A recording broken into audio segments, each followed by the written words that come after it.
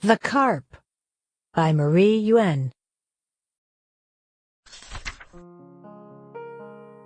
Long ago in Japan, there lived a boy named Rosetsu who dreamed of becoming a painter.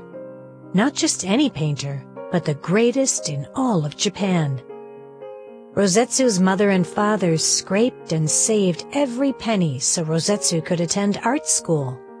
When the time came, Rosetsu kissed his parents goodbye and headed down the road to Kyoto, home of the famous Maruyama School, where Rosetsu hoped to study with the master painter Maruyama Okyo. Under the guidance of this brilliant teacher, Rosetsu might learn to be a master painter himself. Rosetsu had a long walk ahead of him, but his heart was filled with joy and excitement. "This is the way my future lies," he said to himself as he walked along the dusty road. He paused to watch a sparrow flying overhead and whistled softly to the bird as it soared over the treetops and out of sight. Making ink, preparing paper and silk, and learning the proper way to hold a brush will be bliss. And what paintings I shall create when I have learned all I have to learn from my sensei, Rosetsu said. By now it was midday, so Rosetsu found a shady spot to eat his lunch beside the Katsura River. As he ate, he watched two turtles sunbathe on a nearby log.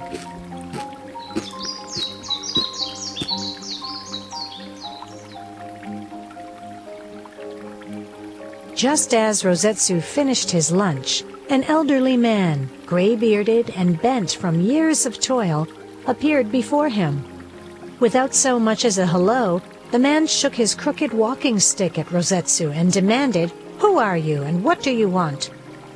"My name is Rosetsu, and I want to go to Kyoto so I can study at the feet of Sensei Maruyama Okyo and become a great painter," Rosetsu replied. "What makes you think you can be a great painter?" asked the man. "When I dream at night, that is what I am." "It's a mystery how you can become a painter when you don't even have a painting brush," replied the man, nodding and stroking his beard. Rosetsu's eyes widened, and he asked, "How did you know that I have no brush?" The man seemed not to have heard Rosetsu. "Let's see how you do without one. Paint a picture for me." "Without a brush, or ink, or paper, or silk?"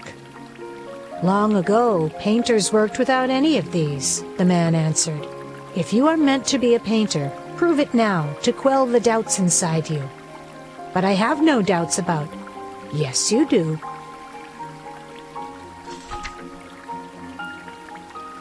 Rosetsu looked around in a panic until his eyes landed on a nearby tree.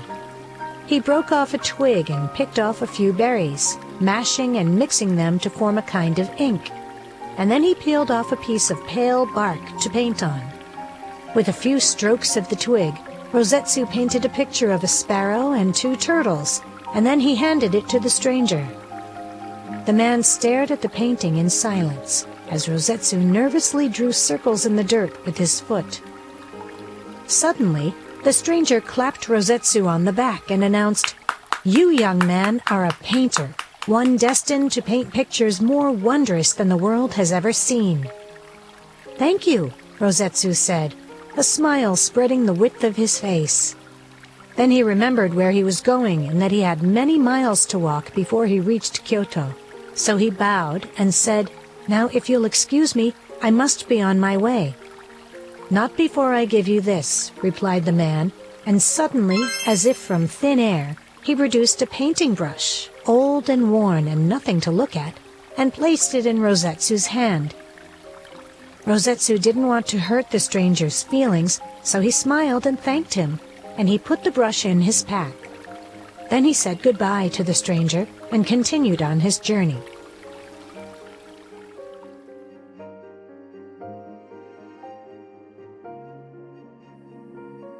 By the time Rosetsu arrived in Kyoto, it was nearly evening, and he worried the school would be closed.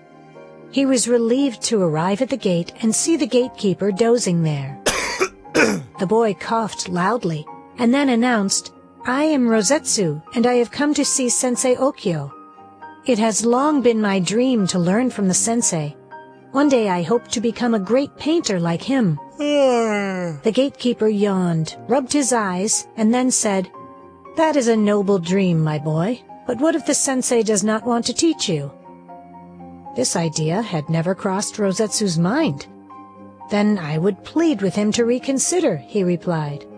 "I know he is a generous man, and when he hears my dream, he will surely take me on as his student." Said the gatekeeper, furrowing his brow. "How long have you been painting?"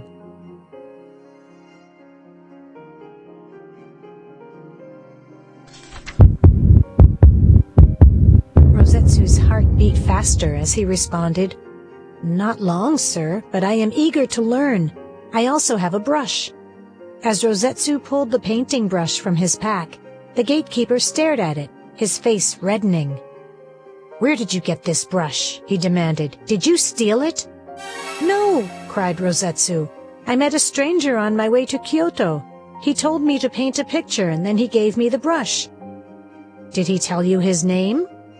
"No, I have no idea who he was." The gatekeeper laughed and replied, "I now know you didn't steal this painting brush because you don't know its owner or its true worth. The brush once belonged to my own sensei, the great Ishida Yutei." "Ishida Yutei?" Rosetsu repeated, his eyes widening. "He taught Sensei Okyo." "Yes, I am Sensei Maruyama Okyo, and the stranger you met on your way here was Sensei Yutei. If my sensei gave you his brush, he must think highly of you indeed. Of course you will be admitted to Maruyama School. Here is your brush. Keep it safe so that one day, after proving yourself worthy, you'll be ready to paint with it." "Thank you, sensei," cried Rosetsu. Rosetsu began to work and study in Sensei Okyo's studio. He started by preparing ink, paper, and silks for painting, and learning to care for and repair brushes. Each morning he eagerly awoke in hopes that he'd be found worthy enough to paint with Sensei Yutei's brush, and every night he told himself, "Soon, soon." 3 years passed quickly. Rosetsu worked and studied, but he didn't make as much progress as he'd like. As his classmates finished school and went on to become great painters, Rosetsu was left behind. He often felt discouraged and full of self-doubt. One day, as when Rosetsu was grinding more ink for class, he heard 2 students speaking in the hall. "Rosetsu has never completed a painting, not even once," one student said, adding, "It must be because he is missing something, like talent or taste." "Sensei Okyo is very hard on Rosetsu, much harder than he is on the rest of us," the other student said. "I think he's disappointed that Rosetsu will never be great." As the sound of their footsteps died away down the hall, Rosetsu was flooded with embarrassment and shame. He packed up his belongings and ran out of the school, relieved to escape into the cold winter night. He trudged through the snow for hours, with no thought to his destination. Finally, when he could walk no more, he collapsed into a snowbank beneath some pine trees, where he burrowed under the snow and fell asleep. The sun was overhead by the time Rosetsu awoke. As he shook the snow off, he heard a loud splashing nearby. Soon he found the source. A giant carp was jumping wildly in the middle of a half-frozen pond. Just out of reach on the ice lay a senbei, a sweet, salty Japanese cracker. Rosetsu watched the carp as it twisted and turned and tried all sorts of tactics to reach the senbei. He marveled at the carp's determination.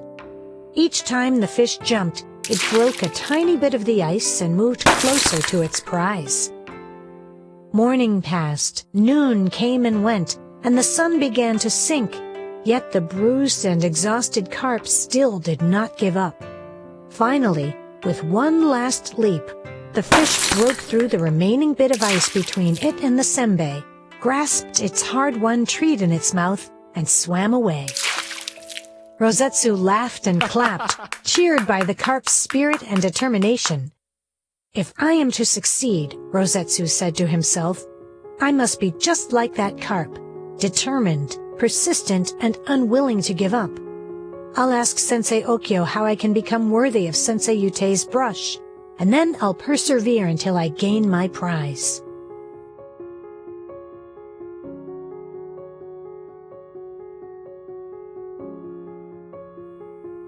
Rosetsu returned to the Maruyama school with a fire in his belly and a gleam in his eyes. The next day, he was granted permission to meet privately with Sensei Okyo. I must know why I have been kept behind these 3 years, when all of my classmates have surpassed me, Rosetsu said. Have I been careless with my work? No, the sensei replied. You are a conscientious worker, but your own doubts have held you back. A great painter doesn't abandon his paintings halfway through for fear they won't be good enough. You must believe in your own talents if you want others to do so.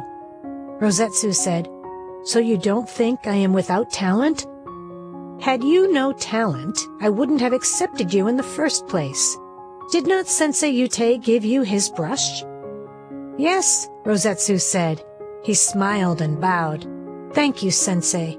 I shall do my best every day from now on, and soon, I hope, I will be ready to use my brush. Rosetsu studied and worked harder than ever, and he completed many paintings, each one more dazzling than the last. After another year passed, his skills and knowledge were almost equal to those of Sensei Okyo. Then came the glorious day he was allowed to paint with Sensei Yutei's brush. His choice of subject matter? It was a carp, of course, in honor of the one that inspired him to persist no matter what. And so it was that Rosetsu became not only one of Sensei Okyo's best pupils, but one of Japan's greatest painters of all time.